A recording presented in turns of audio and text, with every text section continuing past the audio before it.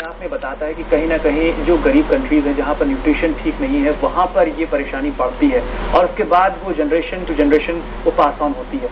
यानी कि जरूरत है कि हम अगर स्टार्टिंग से ही अच्छी डाइट लें और वही कल्चर हमारी फैमिली में देखने को मिले तो शायद हम इस प्रॉब्लम को हमेशा के गुड बाय कर सकते हैं। बिल्कुल सूरज, होता यही है। जितने भी अविकसित या विकासशील देश इंक्लूडिंग आवर कंट्री, ऐसा वहीं पे ये सब देखा जाता है। क्यों? क्योंकि डाइट ग्रीन लीफी वेजिटेबल्स नहीं मिलते, या अगर डाइट मिलती है, क्योंकि काफी लोग हमारे देश में भी गरीबी रेखा से नीचे आज भी जी रहे हैं, बिलो पॉवर्टी लाइन है, तो जो उनको डेली की डाइट मिल रही है, चाहे वो कुछ हल्का सा दलिया ही है या कुछ भी है जिसमें कुछ माइल्ड अमाउंट के अंदर केवल फैट ही मिल पा रहा है, तो डेफिनेटली उनको ये प्रॉब्लम होती है। ग्रीन लीफी वेजिटेबल्स हैं जिसके अंदर की आयरन ज्यादा हो, धनिया हुआ, पालक हुआ, बथुआ हुआ, इधर बैंगन हुआ, टमाटर हुआ, सारे ग्रेन्स हुए, सारे सीरियल्स हुए, पल्सेस हुए, अगर ये सारी प्रॉपर न्यूट्रिशियस डाइट मिले तो ये सब कुछ हो ही ना। बिल्कुल। हमारे साथ एक कॉलर जुड़ रहे हैं, अनिल हमारे साथ जुड़ रहे हैं। जी अनिल, बताइए क्या कहना चाहेंगे आप? Good evening. मैं डॉक्टर सर से पूछना चाहता, मेरी वाइफ को माइग्रेन है एंड उनको बहुत पहले सर में एक लेफ्ट साइड से पेन होता है, उसके बाद पूरे हेड पे पेन हो जाता है, उसके बाद मुंह में काफी पानी सा आता है एंड वॉमिटिंग बहुत होती है, बहुत ज्यादा वॉमिटिंग होती है। तो मैं I just wanted to seek advice from doctor sir of as to what needs to be done to take care of this disease. तो बिल्कुल चिंता ना करें, 100% ठीक हो जाएंगे। तो इनको पित्तज शिरशूल है, आयुर्वेद में इसे कहता है शिरशूल यानी हेडेक, पित्तज यानी जो पित्त के एग्रीवेशन की वजह से होता है। पित्तज शिरशूल है आपकी वाइफ को। दो बातें बहुत इंपॉर्टेंट, पित्त को बढ़ाने वाली कोई चीज ना दें क्योंकि उनको वॉमिट होती है, ठीक है। और साथ ही साथ में पथ्याधिक वात, पथ्याधिक काढ़ा आपको किसी भी आयुर्वेदिक डिस्पेंसरी में मिल जाएगा। पथ्याधिक वात सुबह और शाम को 5 बजे के आसपास 3 चम्मच लिक्विड और उसमें 5 चम्मच गर्म पानी मिलाकर उसके साथ में शिरशूलादि वज्र रस, शिरशूलादि वज्र रस, ये एक टैबलेट आती है, इस काढ़े से इस टैबलेट को दीजिए सुबह और शाम को खाली पेट। आप देखिए उनको 7 डेज में ही बहुत बढ़िया रिजल्ट आ जाएगा। बिल्कुल। और गीता हमारे साथ जुड़ रही है लखनऊ से कॉलर। गीता, आप बताइए क्या कहना चाहेंगी आप? नमस्ते डॉक्टर साहब। सर मुझे अपने लिए पूछना है, मेरे कमर में दर्द रहता है बहुत और घुटनों में भी दर्द रहता है। तो ये मेरे को सर अभी मेरी उम्र 44 है, जैसे मैं 40 साल मेरी उम्र हुई तो मेरे को थोड़ा दर्द होने लगा।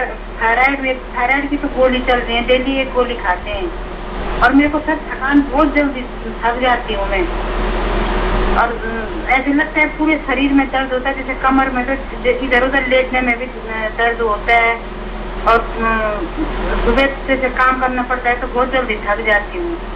तो सर मुझे ऐसे बताइए कि मैं क्या खाना खाऊं और दवाई मुझे ऐसे बताइए कि ठीक हो जाए।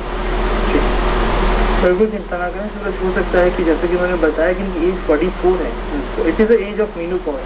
तो मीनोपॉजल सिंड्रोम की वजह से कई बार भी कमर में दर्द होना, क्योंकि हार्मोनल चेंजेस होते हैं, कमर में दर्द होना, हाथ पैरों में थकान होना, इन्होंने जो सिम्टम्स बताया सब मीनोपॉजल सिंड्रोम की वजह से। ऐसे में दशमूला लिस्ट जो अपने आप में बहुत ही बढ़िया फीमेल न्यूट्रिएंट वाला दशमूला लिस्ट 3-3 चम्मच सुबह शाम खाने के बाद समान मात्रा में पानी मिलाकर दीजिए।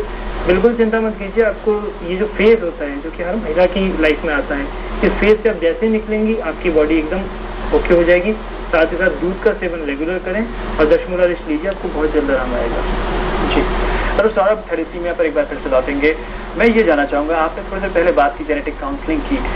कई ऐसे हमारे व्यूअर हैं जो जेनेटिक काउंसलिंग के बारे में नहीं जानते हैं। कई लोग ऐसे हैं उनके जेनेटिक काउंसलिंग एक बहुत डिफिकल्ट वर्ड है समझना उनके लिए, या ये कहीं एक तरह से जागन है। तो ये जेनेटिक काउंसलिंग किस तरह से होती है और किस तरह से इसका फायदा होता है? देखिए, जेनेटिक काउंसलिंग इस वर्ड से ना जाए, आप डॉक्टर से जैसे शादी होने से पहले ही, इनफैक्ट हमारे देश में इतना कल्चर नहीं है सूरज, लेकिन शादी होने से पहले ही लड़के को और लड़की को अपना ब्लड टेस्ट कराना चाहिए। तो CBC विद DSR कराएं। साथ में एक टेस्ट होता है जिसे बोलते हैं हेमोग्लोबिन इलेक्ट्रोफोरेसिस। ये 2 टेस्ट होते हैं, इन टेस्ट को कराइए। इसके अंदर अगर आपके जीन्स के अंदर किसी भी तरह की म्यूटेशन है या आप माइनर हैं, यानी कि आप थैलेसीमिया के कैरियर हैं, तो वो सारी चीजें उसके अंदर आपको मेंशन हो जाती हैं। और अगर ऐसा कुछ है तो डेफिनेटली जो भी शादी भी होती है हमें इस तरह के कैरेक्टर्स को या इस तरह की चीजों को मेंशन करते हुए, इस तरह की चीजों को देखते हुए ही हमें आगे फ्यूचर प्लानिंग करनी चाहिए, जिससे कि इन फ्यूचर, क्योंकि जैसा हमने कहा कि इनहेरिटेड ब्लड डिसऑर्डर है, एक के बाद दो के बाद शादी बढ़ता ही रहेगा, तो आने वाली पीढ़ी को इससे कोई प्रॉब्लम ना हो, तो इसके लिए हमें ये डेफिनेटली कुछ टेस्ट पहले ही करवा लेना। बिल्कुल। और चूंकि जैसा कि थैलेसीमिया के पेशेंट्स के साथ होता है कि वो उन्हें खून बार बार चढ़ाना पड़ता है, तो जैसा कि आपने बताया कि कई बार आयरन से जुड़ी हुई प्रॉब्लम्स हो जाती हैं, तो उस कंडीशन में क्या डाइट लेनी चाहिए? क्योंकि जिस समय आयरन बढ़ गया है, क्योंकि हमने बात की कि हर महीने उसको ब्लड चढ़ाना पड़ेगा पेशेंट को। आयरन बढ़ गया तो चीलेशन थेरेपी के मैंने बताया। उसके अलावा आपको डाइट में आयरन कम से कम कर देना चाहिए। क्यों? क्योंकि आप ऑलरेडी हेमोग्लोबिन ले रहे हैं, ऑलरेडी आप ब्लड ट्रांसफ्यूजन, हरी सब्जियों का सेवन ना करें। बिल्कुल नहीं। अगर आप ब्लड ट्रांसफ्यूजन थेरेपी पे हैं तो आपको बिल्कुल भी ग्रीन लीफी वेजिटेबल्स नहीं लेनी है। आयरन को हटा के आपको नॉर्मल फैट्स की या विटामिन की डाइट लेनी है, जिसमें भी विटामिन B12 बिल्कुल ना हो। जी डॉक्टर सौरभ, आपने तमाम जानकारी दी, इसके लिए बहुत बहुत शुक्रिया आपका।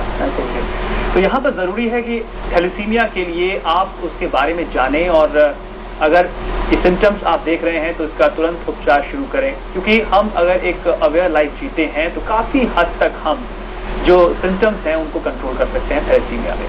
तो मेंस में आज बस इतना ही, लेकिन अगर आपने हमारा ये शो किसी वजह से मिस किया है तो आप इसे हमारी वेबसाइट पर देख सकते हैं www.pragyatv.com पर, और हाँ, आप हमें अपने सजेशन जरूर भेजें mens@pragyatv.com पर। और कल प्रज्ञा लाइव में सुबह 8:30 बजे हम जानेंगे तुलसी का महत्व। नमस्कार।